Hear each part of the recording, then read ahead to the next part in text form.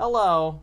It's been a while. While I was away, I learned that while pop singer Taylor Swift isn't blowing a SAR bomba-sized hole in the ozone layer with her private jet emissions, she actually makes music. So I decided to do the chore of listening to all of Taylor Swift's albums for you, so you don't have to. And let me tell you, this was harder than I thought it would be. I mean, first of all, these things are so goddamn long. And for what? They're like 20 songs each and they're like at least an hour long. And so many songs on them sound so similar. See, Taylor Swift makes the kind of music that it's nice to listen to every now and then. Maybe you might even miss it. But if you listen to like an entire catalog of her songs back to back to back, it is so enduring. So anyways, we got the old tier list here, and we're gonna talk about all of her albums and where they stand on the Billy Cobb rating meter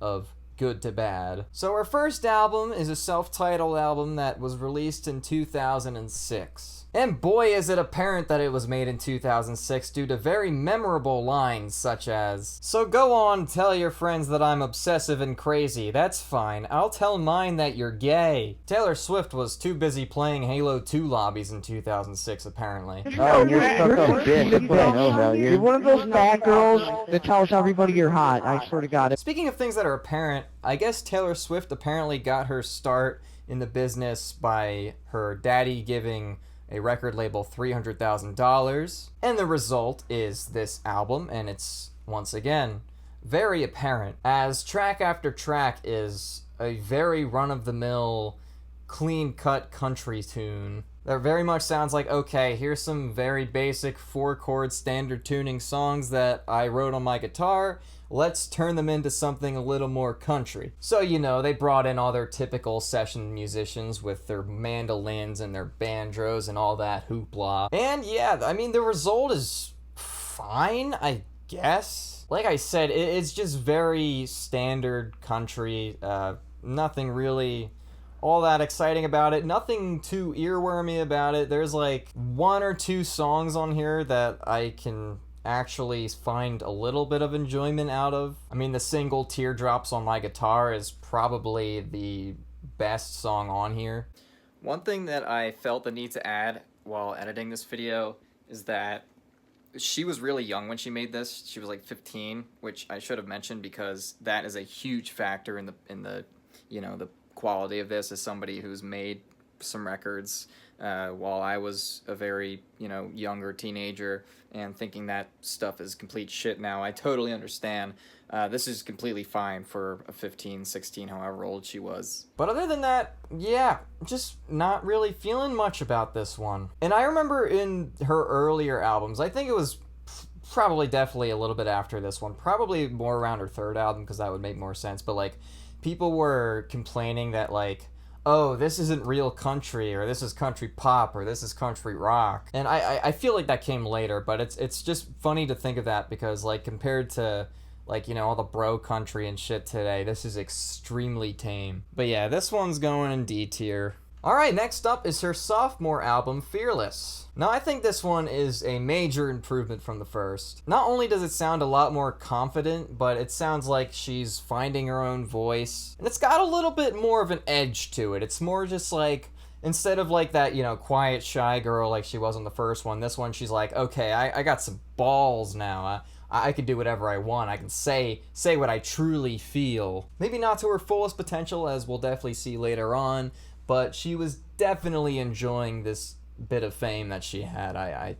At least it would sound that way. This album sounds like either she or her label or somebody involved realized what made a hit, what worked about the first album and what didn't. And this album does borrow a lot of sounds sonically from the first album. It's still very much the same instrumentation, similar chord structures, but like I said, it's more upbeat and it's got more of a kick to it. And there's a lot more revisitable tracks on this one. I mean, come on, you got Love Story and you got You Belong With Me, both classics. And even some of the other singles are good on this one too, like 15 and White Horse. And even the tracks that are somewhat considered filler on this album are not really that bad. Another one that stood out to me was The Way I Loved You with its lush string instrumentals. So while this album is a major improvement from the first and has some real hits on it, it's definitely not her to her fullest potential quite yet, but it's still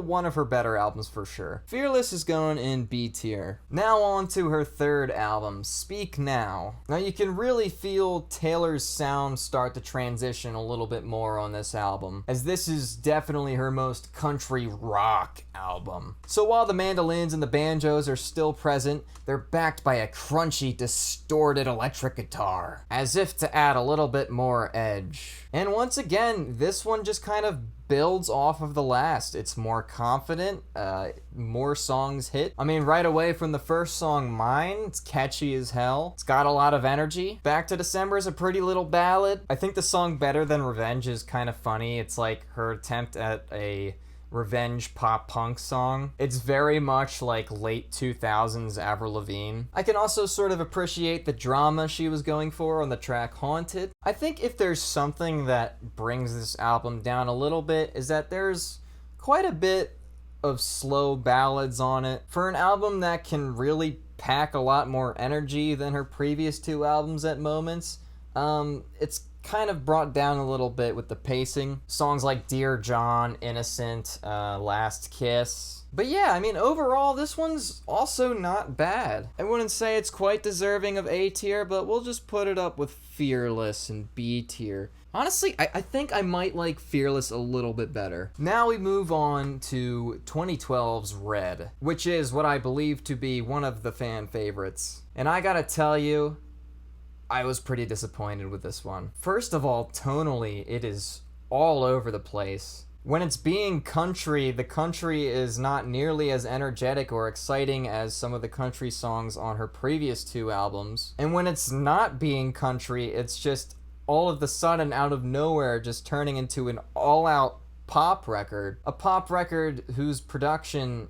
is nothing to boast about. I mean, these songs sound just like most of the other pop hits at the time, which is fine, but I'd appreciate something a little bit more bold, or rather something more consistent, as like I said, the contrast between these pop songs and these mediocre country songs is rather jarring. For example, we get a really simple country rock song, All Too Well, you know, nothing too special, but like, you know, typical Taylor Swift country rock, and then it just goes right into 22, which is like an entirely different vibe, and not in a good way. I mean, like I said, the pop songs aren't bad. In fact, they're some of the best songs on here. And I mean, the thing is that pretty much all of them are singles. Like 22, I Knew You Were Trouble, and We Are Never Getting Back Together. Some of the best songs on here, but nothing really too bold. It's as if she wanted like a bunch of pop songs to promote the record and then just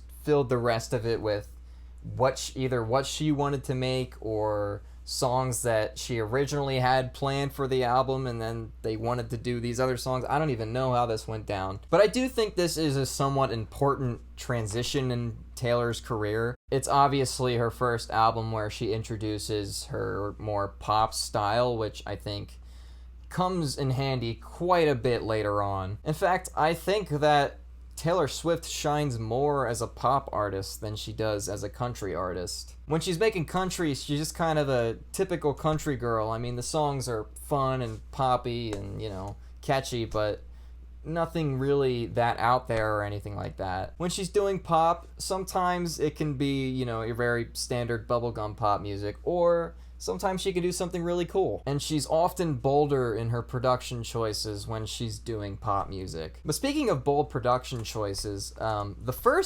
first song on this album I actually really liked. State of Grace is maybe one of my favorite Taylor Swift songs. I mean, straight away, this song is already doing more interesting things sonically than her previous three albums. But my excitement from this song was once again dragged down by most of the rest of it. Red's gonna be a C tier. Next up, we got 2014's 1989. Now, picture this. Taylor Swift is at the height of her career, and the last few hits that she released from the Red album are all pop songs. Some people are complaining, saying this isn't real country, or you've gone pop and you're not a country artist anymore, blah, blah, blah. Well, instead of giving into that, you know what she does? She releases an entire pop record at the height of her career. And you know what?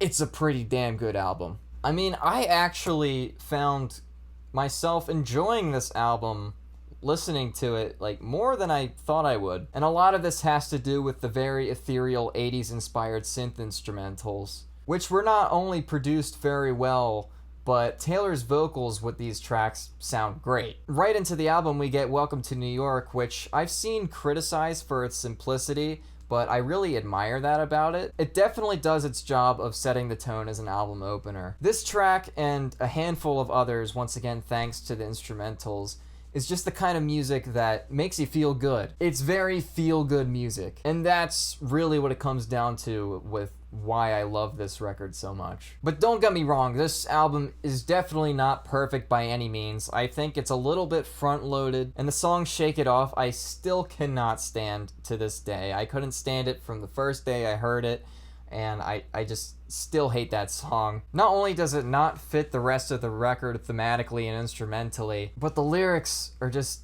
not good, to the point where it's obnoxious. I mean, this song is the personification of the haters gonna hate meme, which was dead even at the time of this song's release. And don't even get me started on the rap part, or the bridge, whatever you want to call it.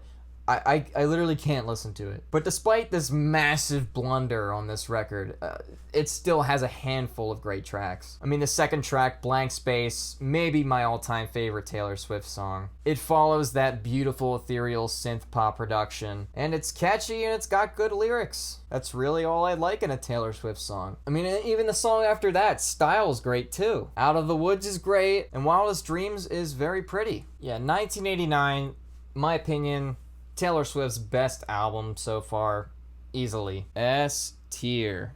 Oh, but boy, oh boy, does she take a nosedive after this. Next is her 2017 album, Reputation, and this is maybe one of the worst albums I've ever heard. Why have you stopped playing that wonderful music? It's as if she took that sequence, that awful sequence from Shake It Off that I was talking about, like the rap sequence, and she like took that energy and made an entire album out of it. I mean, I don't have much to say about this album other than it just sounds like a giant like reality TV show, very like LA fabricated drama. It sounds like something that you would see like on the E Entertainment channel, like made for reality TV music. And it sounds like she's trying so hard to sound aggressive and bad, but it's just embarrassing and lacks any self-awareness. This album is a blight on her discography, and I wish it would be destroyed. Why, Taylor?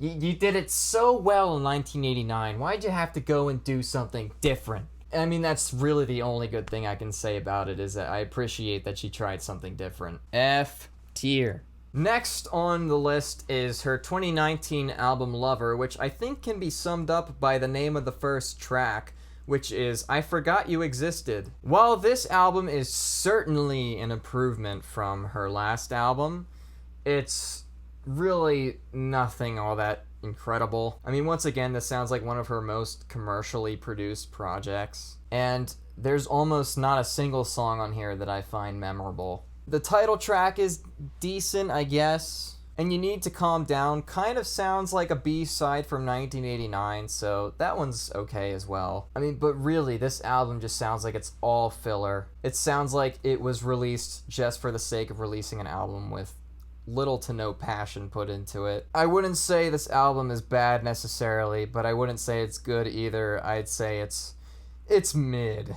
as the kids are saying these days. That one's gonna go in D tier. Now, what's that you say?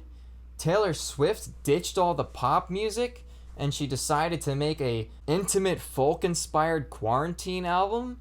This is what?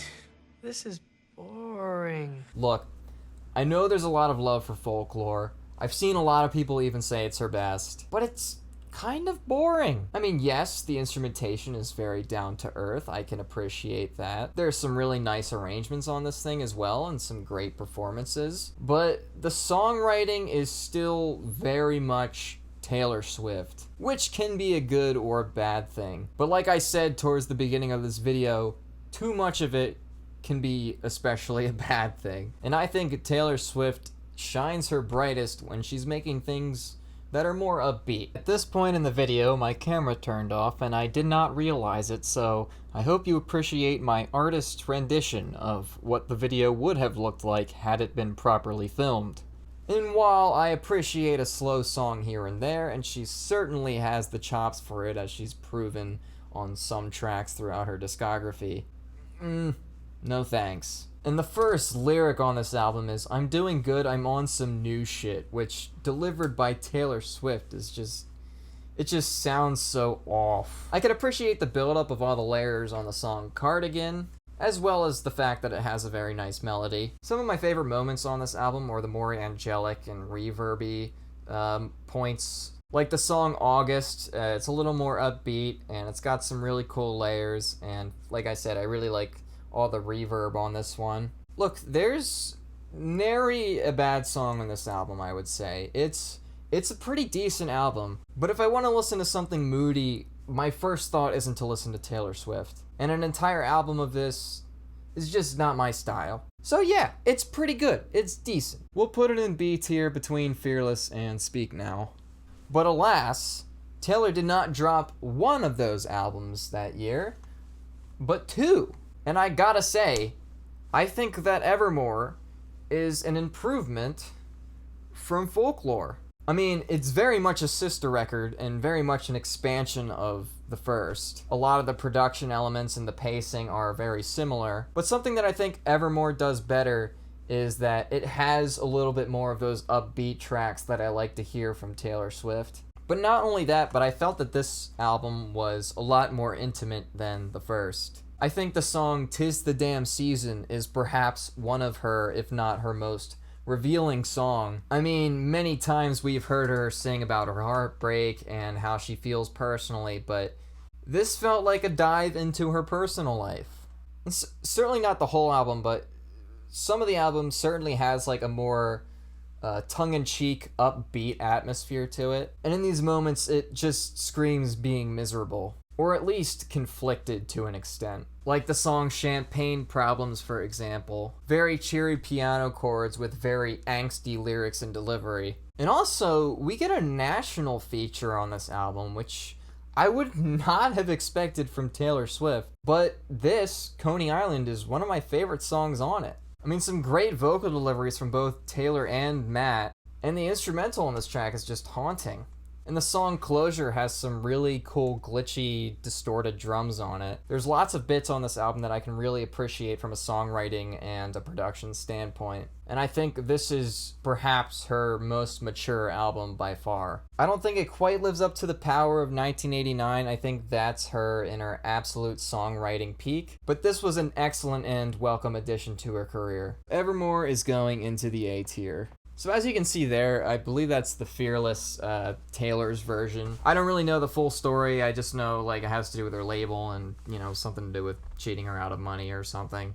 But in my opinion, I actually think that the older records were produced better, so I would rather just listen to those. This is what I think of Taylor Swift's discography. I know she has another album coming out in October. I have no idea what to expect from it because her past few years have been very rocky. You know what we need? We need a Taylor Swift metal album.